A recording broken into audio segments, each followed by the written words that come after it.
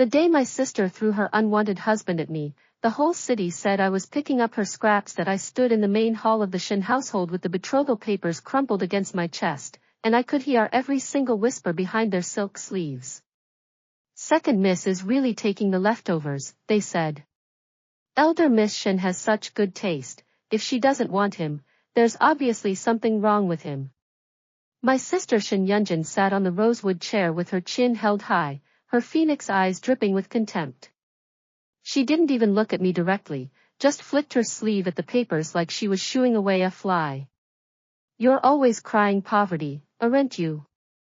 The Liu family is bankrupt now, but they still have a few shops left. Take it. Consider it my charity. Charity. She said it like she was throwing a bone to a starving dog. That I kept my head down and my hands steady, even though my fingers were trembling inside my sleeves. Not from shame, I'd been living with shame my whole life as the Shen family's Basta RD daughter. I knew how to swallow it. No, my hands were shaking because 3 months ago, on the coldest night of the year, I had seen Lu Chen kneeling in the snow at the city's pauper's graveyard. 30 frozen corpses. Refugees from the flood, their faces blue and their clothes in rags. He had taken a rag from his own sleeve and wiped the dirt off each one's face, gently, like they were still people who mattered. Then he pulled out his last pouch of dried cakes and laid them at the head of the makeshift graves. He kowtowed 3 times. When he stood, his knees were caked with mud and his fingers were bleeding from the cold. And then he looked up and saw me, that I had been standing under a broken pavilion, clutching an umbrella I'd brought for my mother's grave visit. The snow was coming down sideways, and I was frozen to the bone, but I couldn't move. He just knelt there in the middle of all that death, and he smiled at me. Second Miss Shen, he said, his breath fogging in the cold. Can I borrow that umbrella? I remember his eyes. They were brighter than every gold ingot in my father's treasury. Now I was holding his betrothal papers, and my sister was laughing at me, and all I could think about was that smile in the snow. Yunjin, my father said from the head of the table, his voice flat with impatience. This is settled, then. The Liu boy will take Yunci. The mariage contracts will be drawn up by the end of the week. Wait, father, Yunjin sta root, but he cut her off with a wave of his hand. You wanted out of the engagement. You got out. Stop making a scene. Yunjin snapped her mouth shut, but her eyes shot venom at me across the room. She was stunning, my sister, the kind of beautiful that made men write poetry and merchants offer double the betrothal gifts. I was the one they called the quiet one, with the plain face and the cheap hairpins. She had spent 10 years treating me like the maid who happened to shari her father's blood. Enjoy your husband, dea our sister, she said sweetly, walking past me with her head high.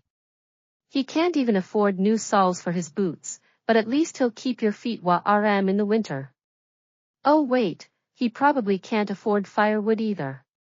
Her maids tittered behind her like a flock of plump little spa roes. That I said nothing. I just folded the betrothal papers carefully, tucked them inside my sleeve, and bowed to my father before leaving. Outside the hall, the sky was spitting sleet, and the courtyard was a slick mess of ice and mud. I walked through it without looking down. 3 days later, on the 8th day of the 12th month, I married Lu Chen. He showed up at the Shen family gate with a single worn-out sedan chair and 2 BEA rares who looked like they'd been hired off the street that morning.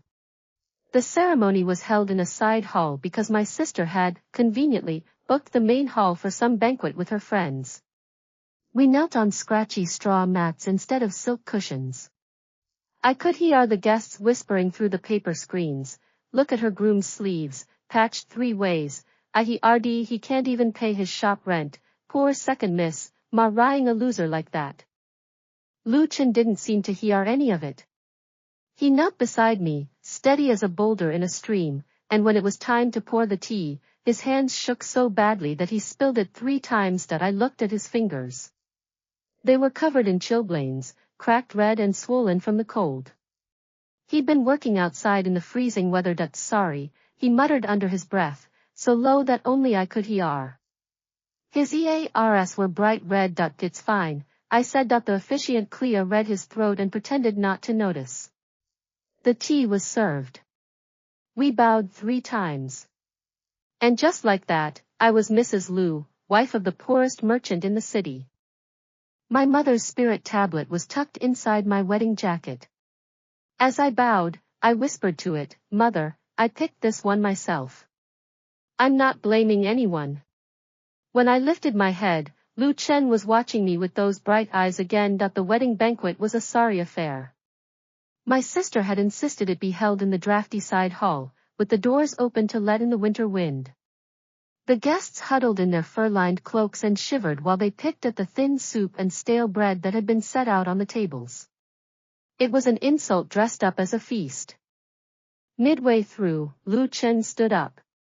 I saw him reach into his sleeve and pull out a small oil paper bundle. He walked around the tables, offering it to each guest with a polite bow. "Please," he said, his voice steady.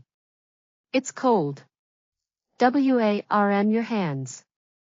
Inside the bundle were chestnuts, freshly roasted, still steaming. He'd brought them himself. The guests took them, puzzled, and as they cracked them open, little gold melon seeds spilled out into their palms.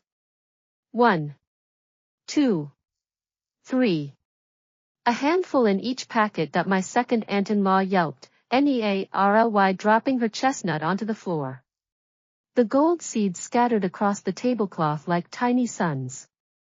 The side hall went dead silent. Lu Chen came back to his seat and sat down beside me. Under the table, very gently, he brushed his fingers against my hand. "Don't listen to them," he said, so quietly that his breath really stirred the hair by my ear. "They're full of shit." I bit the inside of my cheek to keep from laughing.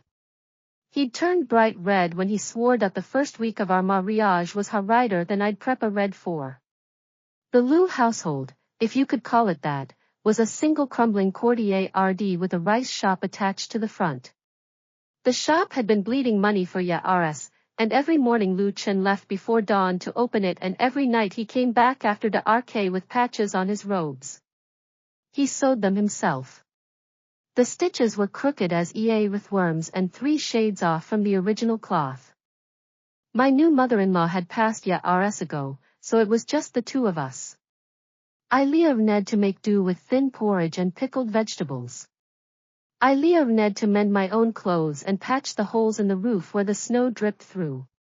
I learned that Lu Chen always left the warm spot by the stove for me, and he never ate his shari of the soup until he'd made sure I'd had mine first. Our neighbor Aunt Wang came by on the 3rd day, her round face puckered with worry.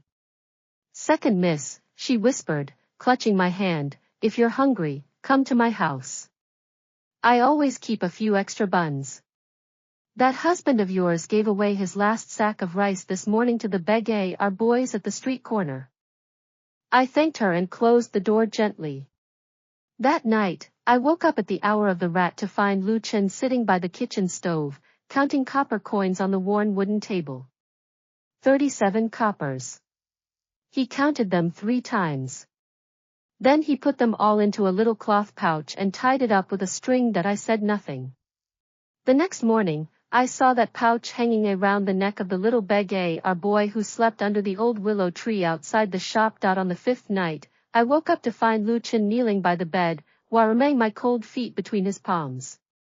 He'd lit a tiny brazier, the last bit of charcoal we had, and he was rubbing my toes until the feeling came back. "Your feet are like ice," he murmured, more to himself than to me. "You should have said something." I watched his face in the dim glow. He was concentrating, his brows drawn together, as if this was the most important thing in the world. His chilblained fingers were gentle. "Ca refilled. Why are you doing this?" I asked. He looked up, riled that I was awake. "You're my wife," he said, like it was the most obvious thing in the world. I didn't know what to say to that. So I just closed my eyes and let myself feel his cracked, aching hands warming my toes. Everything changed on the day of the spring beginning. Lu Chen came home before noon, unheard for him, and he wasn't alone. 20 armed men followed him through the gate, all with curved sabers at their hips and hard eyes like they'd seen things. I was in the courtyard hanging laundry and froze, my hands still clutching a wet tunic. Don't be afraid, Lu Chen said. He was smiling, but there was something different about it, a sharpness underneath, like a knife hidden in silk. He walked past me to the back wall of the rice shop and raised a sledgehammer. The first strike cracked the old bricks. The second sent them crumbling. The third revealed a dark space behind the wall, a hidden room that none of the neighbors had ever known about. Inside, stacked from floor to ceiling, were salt permits. Official government salt permits, each one stamped with the seal of the Ministry of Revenue. There were hundreds of them. My knees went weak. I grabbed the clothesline to steady myself. Salt was a government monopoly. Anyone dealing in unauthorized salt was committing a capital crime. Hanging, if they were merciful. Drawing and quartering if they weren't. Lu Chen turned to me, his eyes serious now. He walked over and took my hands in his, and I could feel the calluses on his palms from years of hard work. Last year's flood, he said quietly, the government's relief salt got held up by corrupt officials at the ministry. People were dying of thirst and disease, and the salt they needed to preserve food and treat wounds was sitting in a warehouse 50 miles away. I made some contacts. We moved the salt through the canal system under the table. You're telling me you ran illegal salt? I heard my own voice coming out thin and strangled. He crouched down in front of me, looking up at my face with that rifle, wide expression. I had a choice. Watch people die, or break a law. I broke the law. He reached into his robe and pulled out a small cloth bundle. His fingers undid the knot, and 12 pieces of parchment fell out onto my lap. Deeds. Property deeds. All of them were for shops in the new development on the east side of the city. And every single one had my name written on it, Shen Yunjin. I was going to wait until I had 20, he said, and his EARS were that familiar shade of red now. But yesterday I heard you tell your maid that you were craving the sugar cakes from the South Market, and I thought if I told you now, you could go buy some. ISTA read at the deeds. Then at his red EARS. Then at the hidden room full of salt permits. Then back at his face. You are such an idiot, I said. He blinked. What? I pulled him up by the collar of his patched robe and kissed him. The next morning, I took the deeds and counted them. 12 shops, prime real estate, all in my name. I went to the South Market and bought sugar cakes until my arms ached from buying them. I brought one back for Lu Chen, still wrapped in a fresh oil paper. He was in the rice shop, counting bags of grain with the steady efficiency of a man who'd been doing this all his life. The 20 RDS had vanished somewhere, presumably to wherever they'd come from. Eat, I said, putting the cake in his hand. He took a bite, and his whole face softened. It's good. Of course it's good. I picked it.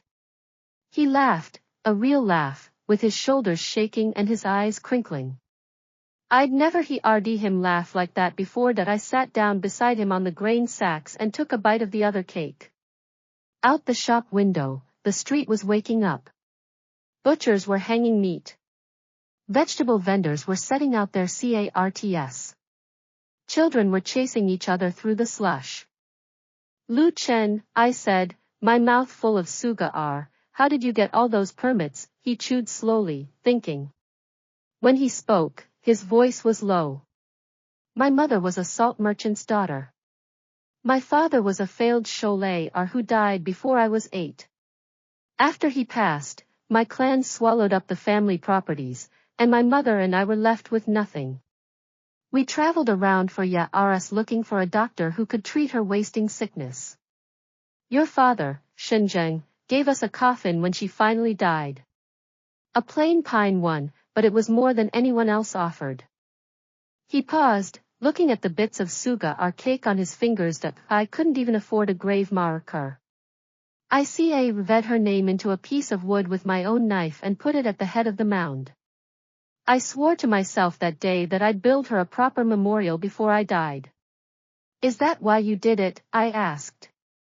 The salt, partly, he admitted. But mostly because the refugees were lying in the street like dead leaves, and no one else was looking at them. They were invisible people, second Mississippi. Like us. I took another bite of my cake and thought about what he'd said. Invisible people. That's what I'd been my whole life, the forgotten daughter of a man who had 3 wives and 8 children and couldn't remember my birth month. Maybe I'm not invisible anymore, I said. He turned to look at me, his eyes soft. You never were. You just weren't standing in the right light. I'm not sure I know where that light is. He reached over and touched my hand, just a brief brush of his fingers against mine. Here, he said. Right here. And for the first time since I'd moved into this crumbling courtyard with the leaky roof and the thin porch, I felt like I was exactly where I was supposed to be. The news about Lu Chen's hidden salt permit spread through the neighborhood faster than a grease fire in a crowded kitchen. By the end of the first week of spring, every merchant on our street had stopped by the rice shop, pretending to buy grain but really just trying to get a look at the man who'd been sleeping on straw mats and suddenly turned out to own half the city's salt trade. Aunt Wan came by with a basket of steamed buns, her eyes wide and her voice pitched low. Second miss, I always said your husband had good bones. That quiet way he rise himself, that's the mark of a man with secrets. I took the buns and thanked her, but I didn't say much. Because the truth was, I was still trying to figure out Lu Chen myself. 3 days after he showed me the hidden room, I was in the kitchen boiling water for tea when I heard a commotion at the front gate. I wiped my hands on my apron and went to see what was happening. What I found was my half-sister Shen Yunjin standing in the middle of our muddy courtyard with 3 serving women behind her and a look on her face like she'd just swallowed a mouthful of vinegar. Well, she said, sweeping her gaze across the crumbling walls and the chipped tiles. The secret treasure palace. I have to say, I'm disappointed. I expected gilded pillars, at least. I crossed my arms and leaned against the doorframe. Sister, what a surprise. Did you get lost on your way to the silk market? Her eyes narrowed. She stepped closer, her silk shoes squelching in the mud. Don't get clever with me, you little thief. Those salt permits were supposed to be mine. I was the one who was engaged to Lu Chen first. I had first right to everything he brought into the mariage. You broke the engagement, I said flatly. You sent a formal letter of rejection. You didn't just break it, you made sure the entire city knew you'd thrown him away like spoiled fish. I threw him away because he was poor. She jabbed a finger at my chest. Because he couldn't afford a proper betrothal gift. Because he came to our house in patched robes and worn-out boots and had the audacity to ask for my hand like he was some sort of prince. And now you're telling me he had all that hidden away the whole time. Her voice had risen to a shrill note that made the spa rose in the courtyard take flight. I watched her ruefully, the way her nostrils fla red and her hands balled into fists. This wasn't just about the permits. This was about pride. You didn't read his letter, I said quietly. She stopped mid-rant. What? The letter he sent with his betrothal proposal. I walked past her to the well and pulled up a bucket of water, pouring it slowly into the stone basin. You tore it up without reading it. You told me once that you threw it in the kitchen fire because it was written on cheap paper and you didn't want to waste your time. But I found pieces of it, months later, in the ash bin behind the servants' quarters. I turned to face her. Do you know what he wrote? He said his mother had left him a hidden inheritance, but he was bound by her will not to touch it until he married. He said he was building his fortune quietly, slowly, and he would show his bride everything on the day after their wedding. He promised to give her the world. He wrote that he would spend every day of his life trying to be worthy of her. Yunjin's face had gone pale. She took a step back, and one of her serving women caught her elbow. He begged, I continued, that you give him a chance. He said he understood if you thought him unworthy, but he asked you to meet him once, just once, so he could explain. And you burned his words without ever knowing what they said. You're lying, Yunjin hissed. You're making this up to humiliate me. I shook my head slowly. You'd know I'm not lying if you ever bothered to pay attention to anything that doesn't involve gold or silk. But that's your problem, isn't it, sister? You look at the outside of things and decide that's all there is. The courtier RD was very quiet. Even the serving women were sta ring at their feet, not to ring to look at their mistress's face. Yunjin recovered quickly, she always did. She threw her shoulders back and lifted her chin to the angle she'd perfected from years of being the beautiful, untouchable elder daughter. So what, he was willing to wait for his bride. That doesn't change the fact that he married you. He took the leftovers. The replacement. The one nobody wanted. I smiled at her. It wasn't a nice smile. And yet he gave me 12 shop deeds before the first month was over. What did he give you when you were engaged? Did he ever warm your feet when they were cold? Did he ever bring you steamed buns in the morning and pretend they were just extras he had lying around? Her face crumpled. I saw it happen, the mask of composure fracturing into something raw and ugly. She opened her mouth to say something vicious, but before she could, we both heard footsteps behind us. Lu Chen was standing in the kitchen doorway, wiping his hands on a cloth. He'd obviously come in through the back and he at least part of the conversation. His face was unreadable, but his eyes moved from Yunjin to me and then back again. Sister-in-law, he said, his voice perfectly polite. Would you like some tea? I just bought a fresh batch from the South Market. I know it's not the kind you're used to, it's only cheap leaves, not those fancy ones from Fujian, but I think it has a good flavor. The way he said it, so casually, so kindly, was worse than any insult. Yunjin's face went from pale to red to a blotchy, mottled mess. She opened her mouth twice before any sound came out. Don't, she finally managed, don't you to react like you're being gracious to me. You owe me. Oh, you, he tilted his head slightly, the picture of innocent confusion. For what? I came to your family with an honest proposal, a genuine offer. I read my intentions. I showed you respect. You chose to spit on it. I don't owe you anything, sister-in-law. I married the woman who was willing to hear me out.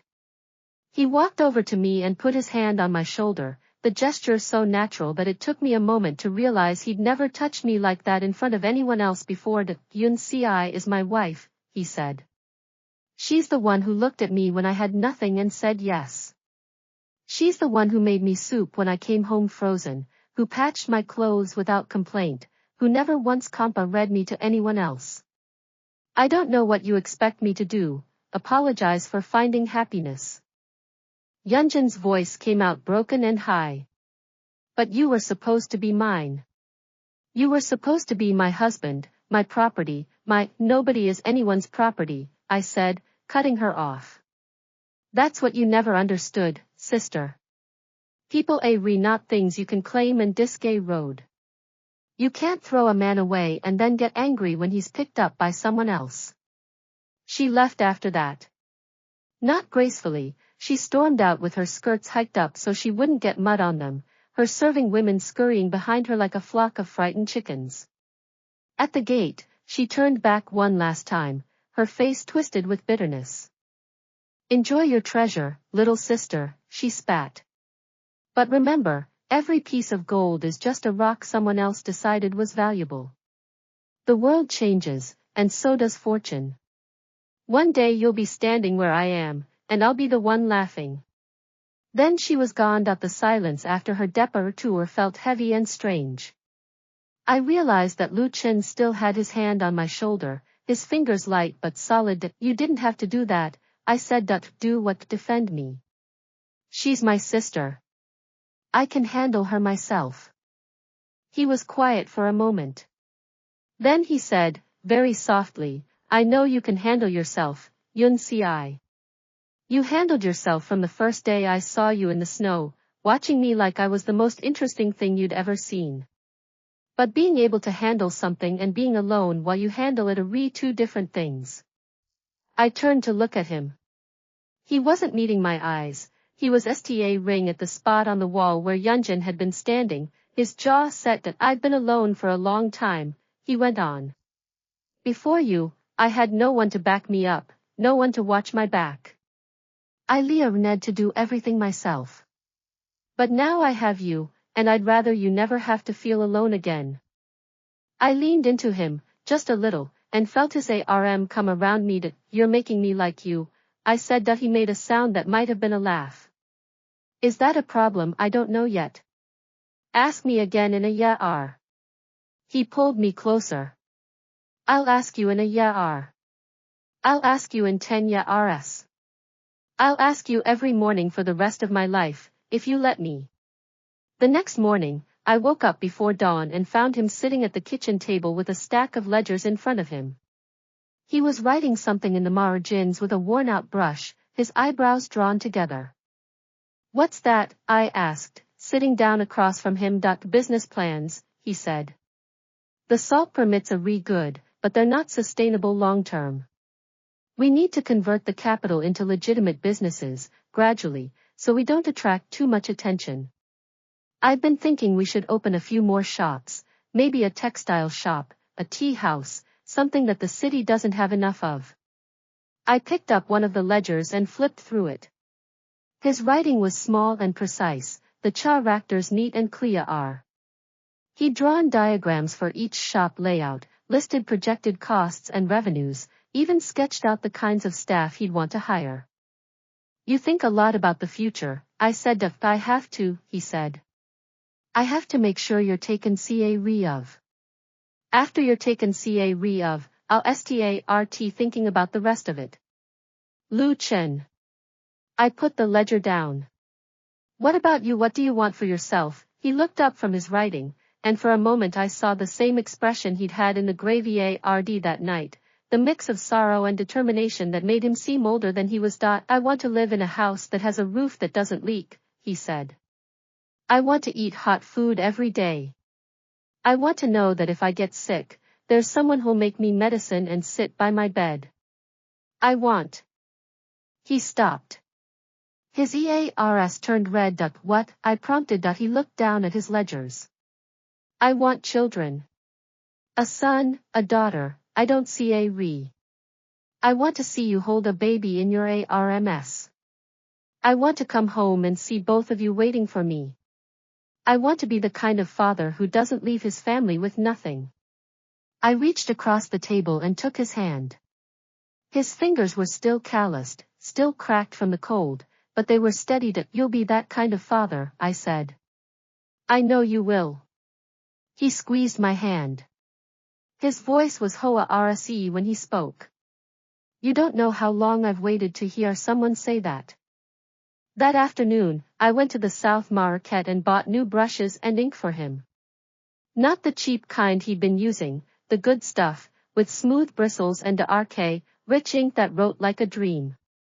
I also bought a small bundle of dried fruit for the beggar boy under the willow tree and a new winter cap for the old man who swept the street in front of our shop. Lu Chen noticed. Of course he did. He noticed everything. You're spending our money, he said that evening, a teasing note in his voice. I'm spending my money, I corrected. The deed for the Suga our shop is in my name, remember. I can buy whatever I want with the profits.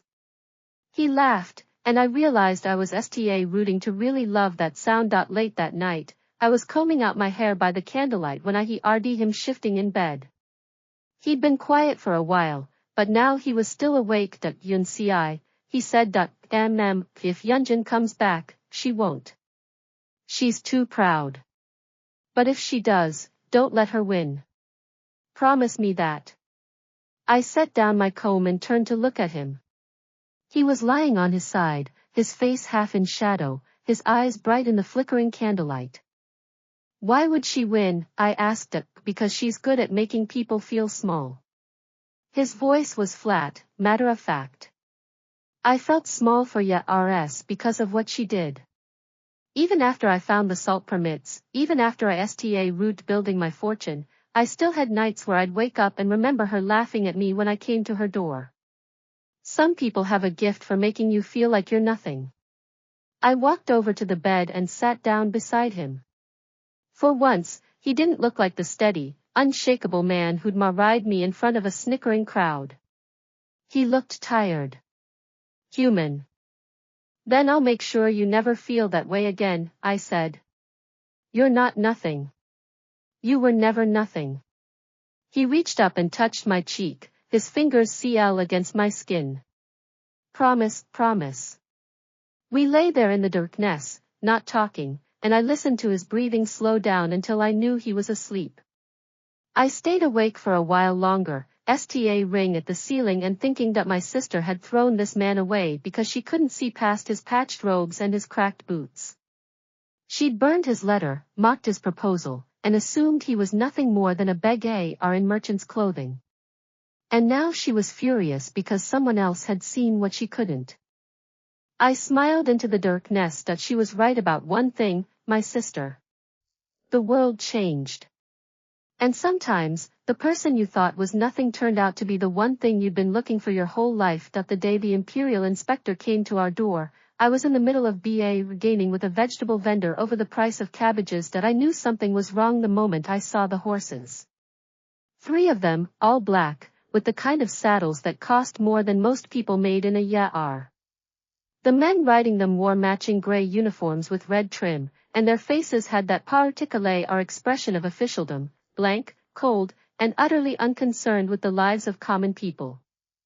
I dropped the cabbage and ran back to the shop. Lu Chen was already at the front counter, his back straight and his hands folded. He'd put on his best robe, the one with only one patch, NEA or the collar, and he was looking at the inspector with that calm, steady gaze that I'd come to recognize. That Master Lu, the inspector said, his voice dripping with false courtesy, I am here on behalf of His Majesty's Ministry of Revenue to inquire about certain salt permits that have come to our attention. There have been some discrepancies in the ledgers that we would like to clear up. I stopped in the doorway, my heart hammering. Discrepancies. That was official language for, we know you've been doing something illegal and we're here to make you pay for it. Lu Chen didn't even blink. Of course, Inspector. Please, come in and have some tea. I have all my records organized and ready for your review. The inspector's eyes narrowed slightly. He'd expected fear, maybe pleading, not this calm invitation. But he followed Lu Chen into the back room, and I watched them go with my hands clenched so tight that my nails left my RKS in my palms. The next hour was the longest of my life. That I hovered in the kitchen, pretending to make tea but really just listening through the thin paper walls. The inspector's voice was loud and accusatory. Lu Chen's was soft, measured, never rising above a conversational tone. I caught fragments, transshipment records, canal fees, official stamps, standard procedure. Words I didn't fully understand, but that seemed to have a magical effect on the inspector, because his voice kept getting quieter and quieter. When they finally came out, the inspector was smiling. Not a polite smile, a real one, with his eyes crinkled and his shoulders relaxed. At Master Lu, he said, shaking his head, you're a clever man. I'll give you that. Most people would have been sweating by the time I pulled out the first ledger. But you had everything ready. Every stamp, every receipt, every customs form. It's almost like you knew I was coming. Lu Chen smiled back, perfectly pleasant. A merchant who doesn't prepare for the unexpected is a merchant who won't stay in business long, Inspector. After the inspector left, I grabbed Lu Chen's arm and pulled him into the kitchen. What just happened? I demanded. You told me the salt was illegal. You told me you moved it without authorization. How did he walk out of here smiling? Lu Chen took my hands and uncurled my fingers, one by one. I hadn't realized I was still clenching them. Yun Ci, he said, I never said the salt was illegal. I said I moved it under the table. There's a difference. I read at him. What difference? He guided me to a chair and made me sit down.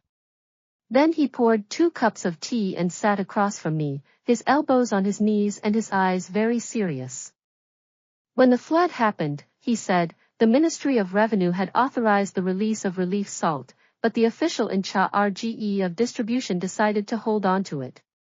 He wanted to squeeze more money out of the local merchants before letting it go. People were dying while he was playing his little games. So I bribed his clerk, Lu Chen said flatly. I paid the man to copy the official release documents and stamp them with the proper seals. Then I sent my men to the Wari house and took the salt. All of it. I redistributed it through the canal system to the villages that needed it most. By the time the official realized what had happened, the salt was already gone. I felt like my brain had stopped working. You stole from the Ministry of Revenue, I requisitioned, he corrected. For the sake of public welfare. And I made sure every single transaction was properly documented. I kept copies of the release orders. I kept receipts from the canal workers. I kept correspondence from the village elders thanking me for the delivery. When the inspector came looking for evidence of a crime, what he found instead was a perfectly legal, properly documented relief operation. He took a sip of his tea, calm as a pond on a windless day. Technically, he added, I committed a crime by not informing the original official of the requisition.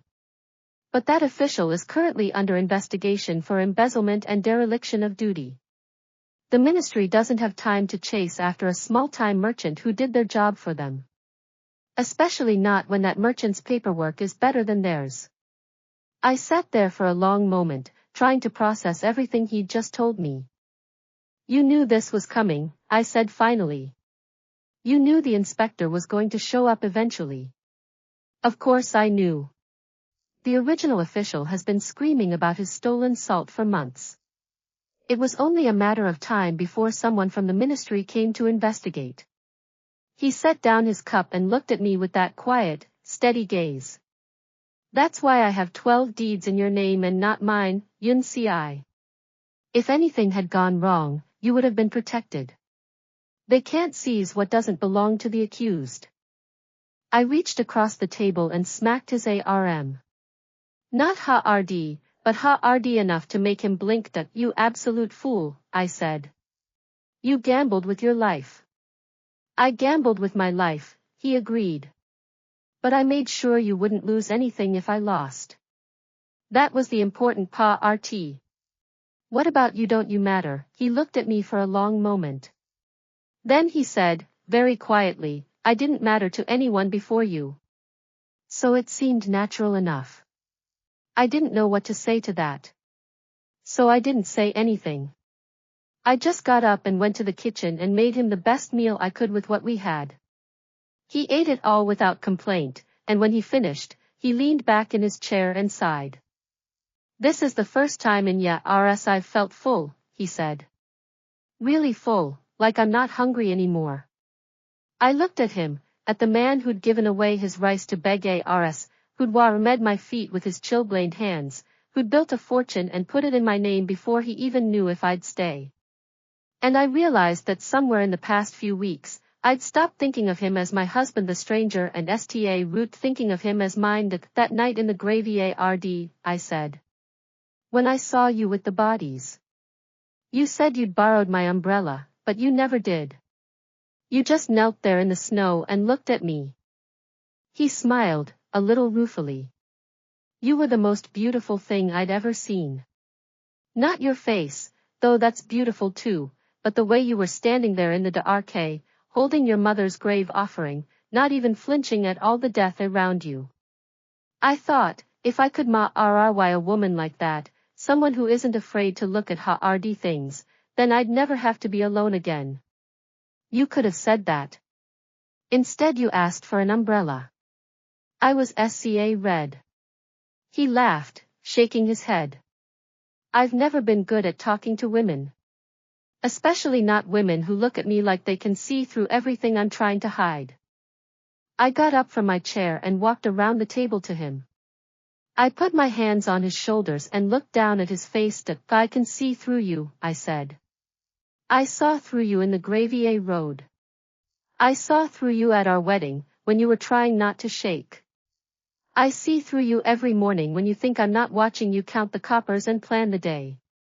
He looked up at me, and there was something vulnerable in his eyes, something he usually kept hidden behind that calm mask. Then you know everything, he said. The good and the bad. The poor and the rich.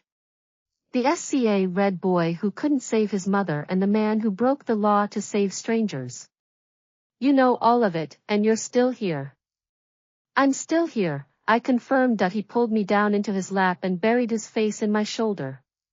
I felt his arms wrap around me, tight and desperate. Don't leave, he said, his voice muffled. I know I'm not much. I know I'm not what you dreamed of. But if you give me time, I'll make you happy. I swear it on everything I have, I'll make you happy. I stroked his hair. It was soft and a little ragged from the bad haircuts he gave himself with a kitchen knife, and I felt my heart crack open in a way I hadn't expected. Lu Chen, I said, I'm not going anywhere. He was the one who'd saved my life, though he didn't know it yet. Because before him, I'd been planning to spend the rest of my days as a footnote in my own story. Second sister. UNMA ride daughter. Burden. He'd looked at me in a Gravier RD full of dead strangers and seen someone worth smiling at. That I wasn't going to abandon that night, after we'd blown out the candles and settled into bed. I heard him whisper into the darkness that thank you. For what? For saying yes when everyone told you not to. I turned Tawa RD him in the dark and found his face ba relive visible, lit only by the faint glow of the moon through our paper window. You're the only good thing I've ever gotten to choose for myself, I said. The rest of my life was assigned to me by someone else. But you, I saw you in the snow, and I thought, this man is kneeling in front of dead people like they're still alive. He's the one. I don't need to look any further. He was quiet for a long time. When he spoke, his voice was thick. I'm going to give you everything, Yun Ci. Everything I have, everything I'll ever have, everything I can make or steal or earn. It's all yours. You just have to stay. Stay, I promised. I'm not going anywhere. Outside, the spring rain sta root to fall, pattering against the roof tiles in a soft, steady rhythm. I lay there in the darkness with my husband's arms around me, and for the first time in my life, I felt like I was exactly where I belonged. The next morning, I woke up to find Lu Chen already dressed and at the kitchen table, writing something in his ledgers. I came up behind him and looked over his shoulder, new plans for a textile shop, a tea house, and something he called a people's clinic, where poor patients could see a doctor for a fraction of the normal fee. What's the clinic for? I asked. He looked up, sta riled that I was awake. Then he smiled, that full, smile that I was sta rooting to see more and more often. That for people like us, he said. People who can't afford the fancy doctors. People who deserve to be healthy and whole but can't pay for it. I'm going to make sure they have somewhere to go. I leaned down and kissed the top of his head. Lu Chen, I said, I think you're a good man. He blushed. His ears went bright red, and he ducked his head back down to his ledgers. You're going to make me soft, he muttered. Too late, I said. You're already soft. He laughed, and the sound filled the kitchen. And I thought to myself, this is what happiness feels like. Not gold or silk or fine wine. Just this man, this kitchen, this chance to build something together. Summer came to the city like a furnace, baking the cobblestones and turning the canal water green with algae. Our rice shop did brisk business, people needed grain to get through the heat, and Lu Chen had quietly lowered his prices to match what the poorest families could afford. I watched him give away more than he sold some days, and I didn't complain. I'd learned by now that this was just who he was. The shop deeds he'd given me were running steady returns now. I checked the ledgers every evening, counting the silver and making notes in my own clumsy hand. Lu Chen had offered to teach me proper bookkeeping, but I preferred my own system, symbols and RKS that only I understood. It made me feel like I had my own secret language. You're getting good at this, he said one night, peering over my shoulder at the numbers. You've made more profit this month than the last 3 combined. That's because I don't give away free rice to every beggar who comes through the door, I said, not looking up. Unlike some people. He laughed and kissed the top of my head. You're a tyrant, you know that. I'm a businesswoman. There's a difference. But I was lying. Because that afternoon, I'd seen the old woman who lived under the bridge come by with her grandsons, both of them skinny as rails, and I'd given them a whole sack of millet without ridging a copper. I just hadn't told Lu Chen about it. We were building something together, and that something was rooting to feel like a real life. Then my father sent for me. The messenger arrived on a sweltering morning, sweating through his cotton robes and looking like he'd rather be anywhere else. He handed me a sealed letter and stood there shifting his weight while I read it. Your father requests your presence at the Shen mansion, the letter said, in my father's precise, cold handwriting. Come alone. There are matters to discuss regarding the family business. I read it 3 times. Then I folded it up and put it in my sleeve. Tell him I'll come tomorrow, I said to the messenger. I have things to attend to today. He fled like a rabbit escaping a trap. Lu Chen found me in the kitchen that evening, stirring a pot of congee that had long since gone cold. What did he want? He asked, leaning against the doorframe. I don't know yet. I'm going tomorrow to find out. His jaw tightened. I'm coming with you. No. I set down the ladle and turned to face him. He said, come alone. If I show up with you, he'll use it as an excuse to make things difficult. I can handle my father. I know you can. That's not the point. Then what is the point? He crossed the kitchen in 3 quick strides and took my hands in his. His palms were sweaty from the heat, everyone was sweating these days, and his grip was almost too tight. The point is that I don't trust him, Lu Chen said. He let you grow up in that house like a servant. He let your sister treat you like dirt. He never defended you, never gave you anything, never acknowledged you as anything more than an inconvenience. And now he summons you after all this time. It doesn't feel right. I looked at him for a long moment. He was worried. Not about the business, not about the money, not about his reputation. He was worried about me. The realization hit me like a fist to the chest. I'll be refull, I promised. I'll take a maid with me. I'll be back before the RK. Promise me you'll come back, he said. Lu Chen. I reached up and touched his face, feeling the tension in his jaw. I always come back. Have I ever not come back? His expression softened, just a little. You know what I mean. Promise me you won't let them change you.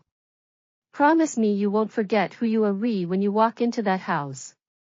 I stood on my toes and kissed him, quick and firm. I promise. Now let me finish this congee before it turns into paste. The next morning, I put on my second best dress and pinned my hair up with the silver hairpin Lu Chen had given me for our 100th-day celebration. It wasn't expensive, just a simple thing with a tiny jade flower, but I wore it like a reminder that the Shen mansion hadn't changed. Same green tiles, same red pillars, same smell of incense and old money. The servants bowed to me as I walked through the gate, but I saw their eyes flicker over my dress, my hairpin, my plain cotton shoes. They were judging me. Let them. My father was waiting in his study, seated behind his massive desk with a stack of papers in front of him. He looked older than I remembered, more gray in his hair, more lines around his mouth. He didn't stand when I entered. He said, gesturing to a chair. Sit. I sat. The chair was hard and uncomfortable, just like everything else in this room that you've been doing well for yourself, he said, not quite meeting my eyes. The salt trade, IHR. And several shop properties. Your husband is more resourceful than I gave him credit for. Father, I said, cutting through the pleasantries, what do you want? He stiffened. In the old days, I would never have spoken to him like that. But I wasn't the old Yun Ci anymore, straight to the point. Then, he said. Your sister Yunjin is in trouble. I waited. He shifted in his chair. She was engaged to the governor's son, you know that. The engagement was supposed to be finalized this autumn. But the governor's son he RD some rumors about the Liu family and the salt permits, and he's sta root to have doubts. He doesn't want to RRY into a family that might be compromised. Compromised, I repeated slowly. You mean he's worried about his reputation? Yes. And Yunjin is beside herself. She's been crying for days. She's convinced that if this match falls through, her life is over. I sta read at my father, not quite believing what I was hearing. So you want me to do what? Give the governor's son a letter of recommendation, tell him my husband is a fine, upstanding citizen? My father's eyes flickered, the first sign of discomfort I'd seen. No. I want you to make it clear that the salt permits were your doing, not Lu Chen's. If it's known that the wife was the one controlling the trade, then the governor's son will understand that the Liu family is not a threat. The rumors will die down. I sat there for a long moment, feeling something cold and RP settle into my chest. You want me to publicly claim that I was the one who ran the illegal salt operation, I said. You want me to take the blame. Not the blame, my father said quickly. The credit. You'll be portrayed as a clever businesswoman, not a criminal. The official story will be that you managed the salt permits with your husband's full support, but under your own direction. That way, if anyone asks, the Liu family is seen as having a competent wife at the helm. And what about me? I asked. If I'm seen as a woman who runs illegal trade, what happens to me? You'll be fine. You're already married, your reputation doesn't matter as much now. The important thing is that Yunjin gets married. I looked at my father, this man who had raised me in the same house as Yunjin but had never once called me his daughter without a sneer in his voice. This man who had sold me off like livestock to a man he thought was worthless. This man who had never, not once, shown me the smallest kindness. And I laughed, not a polite laugh. Not a restrained, dignified laugh. I threw my head back and laughed like I just heard the funniest joke in the world. My father's face went purple.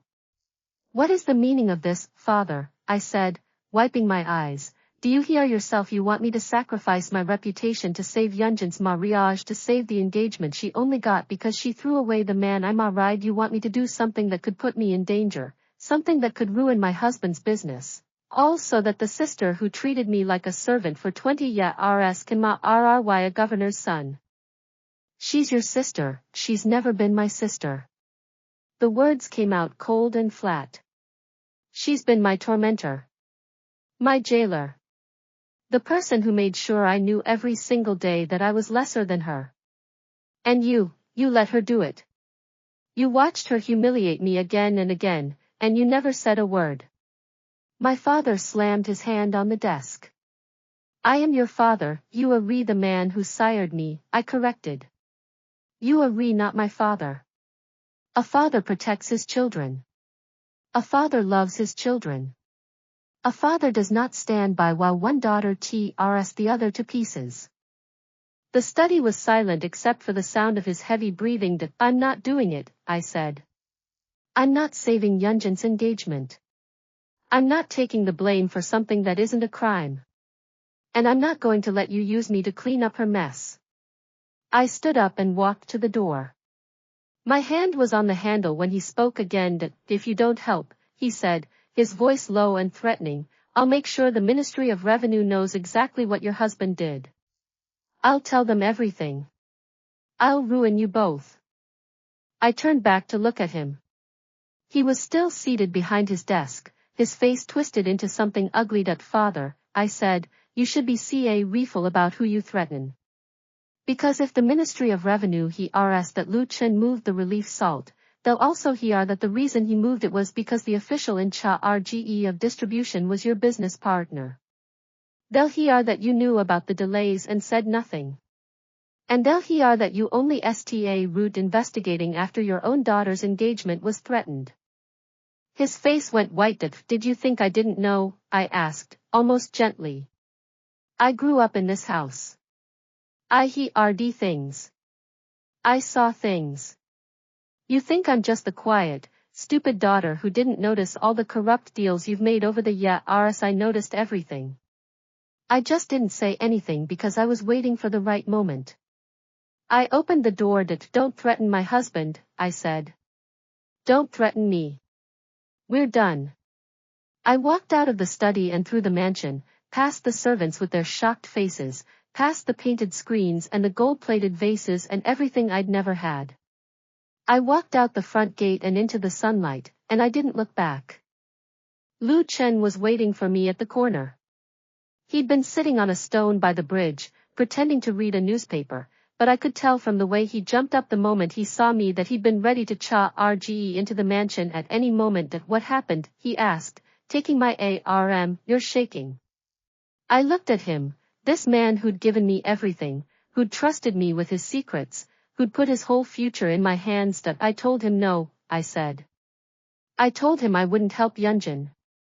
And then I told him I knew about his business deals, and I threatened to expose him. Lu Chen's eyes went wide. You threatened your father. I threatened the man who sired me, I corrected. And I think I just burned every bridge I had. He read at me for a moment. Then he pulled me into his arms and held me so tight I could rely breathed up. I love you, he said, his voice rough. I love you so much at residential me sometimes. I buried my face in his chest and felt the tears come, finally, after holding them in for so long. I didn't know I had it in me, I whispered. You've always had it in you, he said. You just needed someone to believe in you. We walked home together through the summer heat, his arm around my shoulders and mine around his waist. I didn't know what was going to happen next. My father was dangerous, I'd just proven that by threatening him. Yunjin would never forgive me.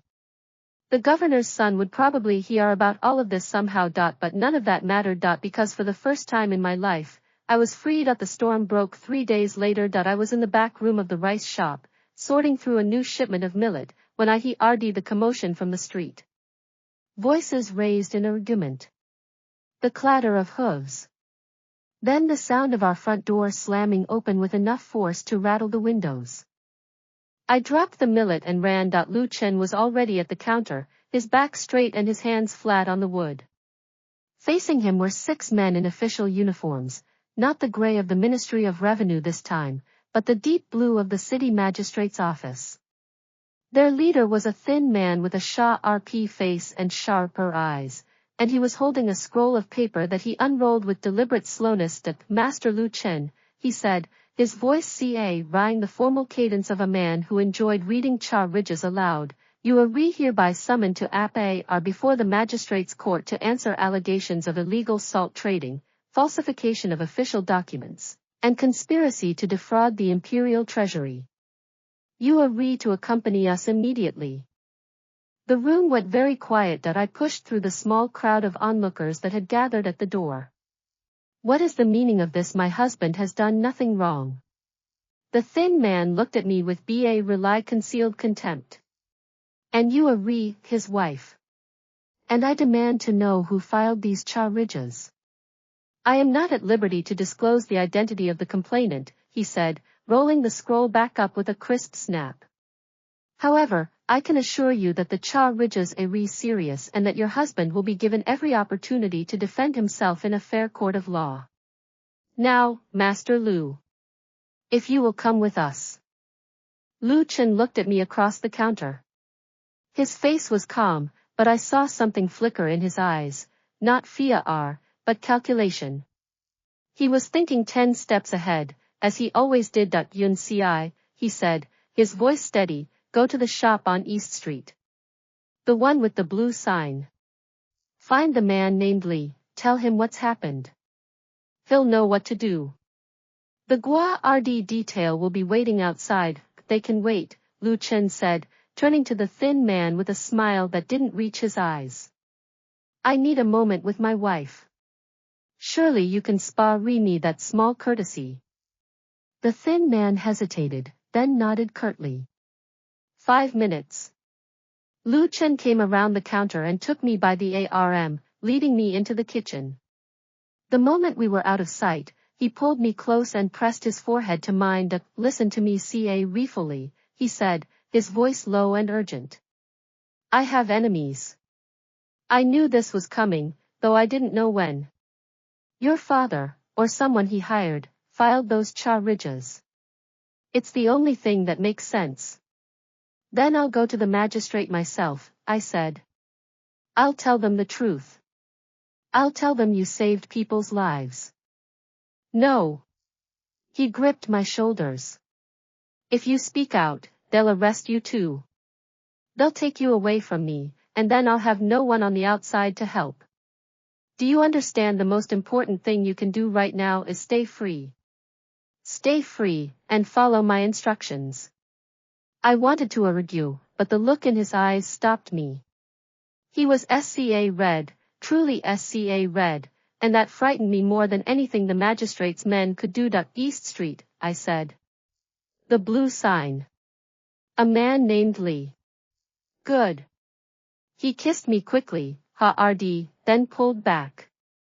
I'll come back to you. I swear it. Just wait for me. They took him away 5 minutes later, walking between the blue-uniformed Gua RDS with his head held high.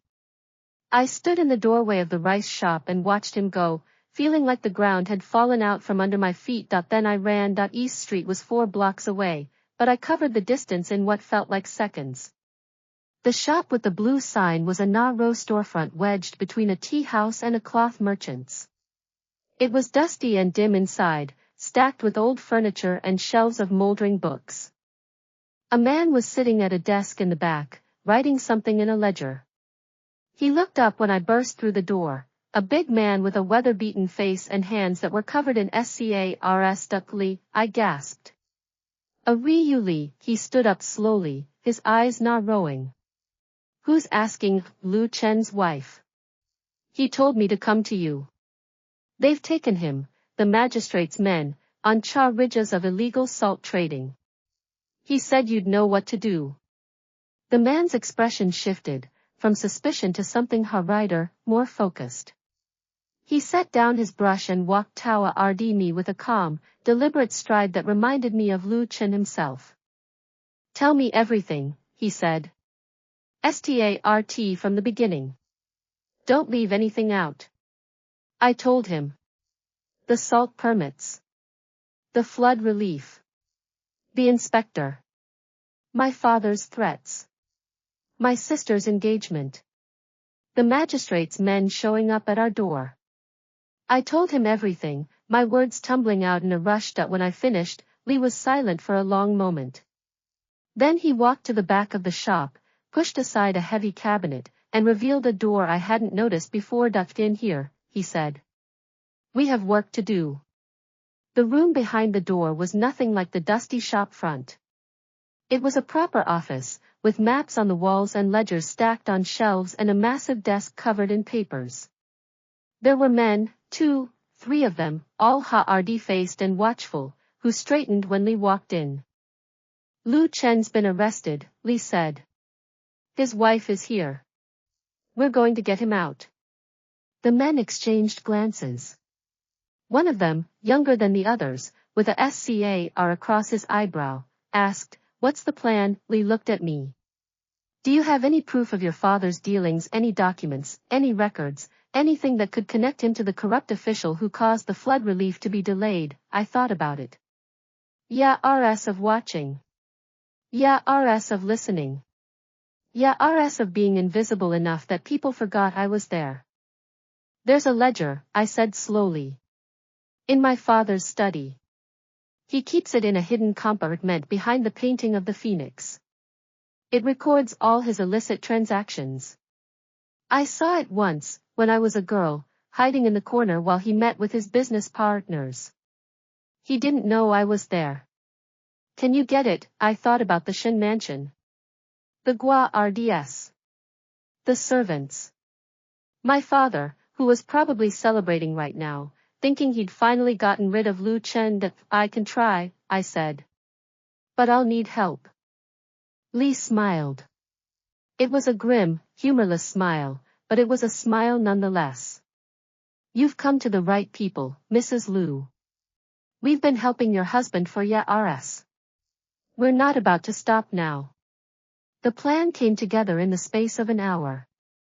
Li and his men, they were former soldiers, Ned, men who'd served in the northern campaigns and come back to find their homes destroyed and their families gone. Lu Chen had given them work and shelter when no one else would. They owed him everything, and they were willing to risk everything to repay that debt. Your father's mansion has a servant's entrance in the back, Li said, pointing to a rough sketch he'd drawn on a piece of paper. It leads to the kitchen. From the kitchen, you go down the east corridor, the third door on the left, I said. I know. I grew up in that house. Good. We'll create a distraction at the front gate, draw the Gua RDS away. You'll have maybe a quarter of an hour to find the ledger and get out. And if I can't find it, Li looked at me, and I saw the same expression in his eyes that Lu Chen often had, a deep, abiding faith in the people he trusted. You'll find it, he said. Lu Chen believes in you. So do we. That night, I dressed in my plainest clothes and tied my hair back with a piece of twine. I wore no jewelry, no ornaments, nothing that would mark me as anything other than a servant. Li's men gave me a lamp and a small knife, just in case. Remember, Li said as I left the shop, quarter of an hour. No more. If you're not out by then, we're coming in after you, and that'll get messy.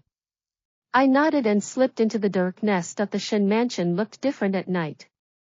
The green tiles were dark, the red pillar rsnearly black.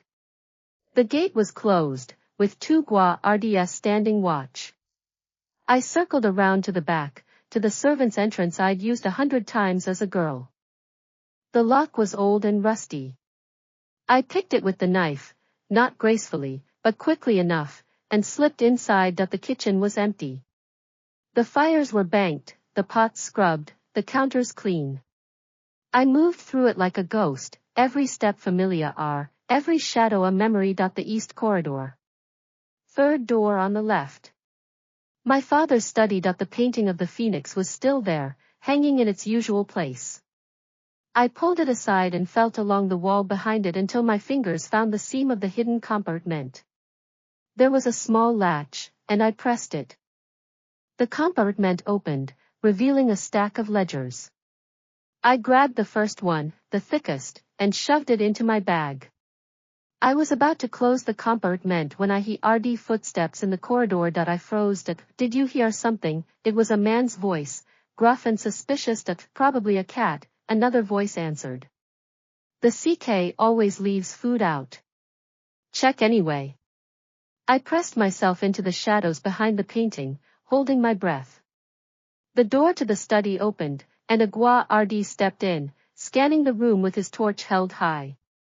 His light swept over the desk, the chairs, the shelves, and over me, hidden behind the painting. He didn't see me. The Gua RD grunted, satisfied, and left. I waited until his footsteps faded before I slipped out of the study and ran. I made it out of the mansion in the time Li had given me, the ledger clutched against my chest like a child.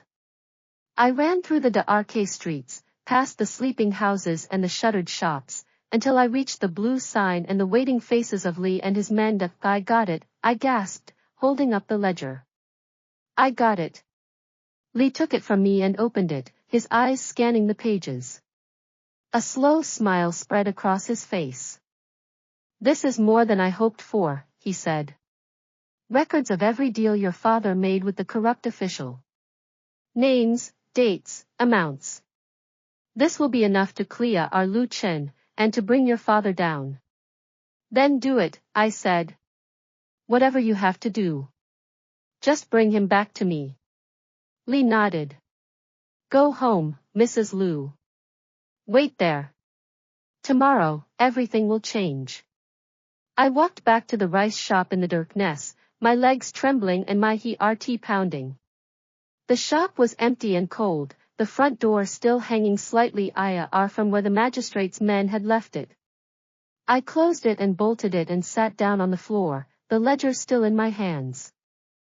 I must have fallen asleep there, because the next thing I knew, there was light coming through the windows and knocking at the door. I stumbled to my feet and opened it. Li was standing there, flanked by his men. Behind them, a ca riage was waiting, a plain, unma ked ca riage with the curtains drawn up. Get in, Li said, his voice urgent. Now. I didn't ask questions. I ran to the ca riage and climbed in, and the moment I was inside, someone pulled me into their arms. Lu Chen. He was thinner than when I'd last seen him, with the RK circles under his eyes and a bruise on his jaw, but he was alive. He was whole. He was mine. You're here, I whispered, pressing my face into his chest. You're here, you're here, you're here. I'm here, he said, his voice rough. I'm here because of you. The ca riage lurched into motion, and I felt his arms tighten around me. We're going to the magistrate's office, Li called from outside. I've already sent word. Your father's ledger has been delivered. The magistrate is calling an emergency session. By noon, the charges against Lu Chen will be dismissed. I looked up at my husband's face. There was so much I wanted to say, so many things I'd been holding in for months. I was so red, I admitted. When they took you away, I was so red I couldn't breathe. Lu Chen kissed my forehead, my nose, my lips. I wasn't red, he said. Because I knew you'd come for me. You've always come for me, Yun Ci. From the very beginning, you've always come. I laughed, and the sound came out watery and broken. I'm alright you thinking you were a down-on-his-luck merchant. And I'm alright you thinking you were a quiet, shy noblewoman who didn't know how to fight for herself. We both laughed then, holding each other in the jostling ca riage as it ca ride us through the city streets. I realized that everything I'd thought I knew about my life was wrong. I wasn't the invisible daughter. I wasn't the helpless second sister. I wasn't someone who needed to be saved. I was the one who did the saving. The ca riage stopped, and we got out in front of the magistrate's building. Li was already there, holding the ledger, his face grim with satisfaction. Ready, he asked. Lu Chen took my hand. Ready. We walked into the building together, side by side. My father was there, seated in the front row, his face ashen. My sister Yunjin was beside him, her eyes wide and red-rimmed. The magistrate read the charges against Lu Chen aloud, then turned to Li. The defense may present its evidence, he said. Li stepped forward and opened the ledger. The next hour was a blur of testimony and accusations and revelations. The corrupt official's name was named. My father's connection to him was exposed. Evidence was laid out, page by page, transaction by transaction.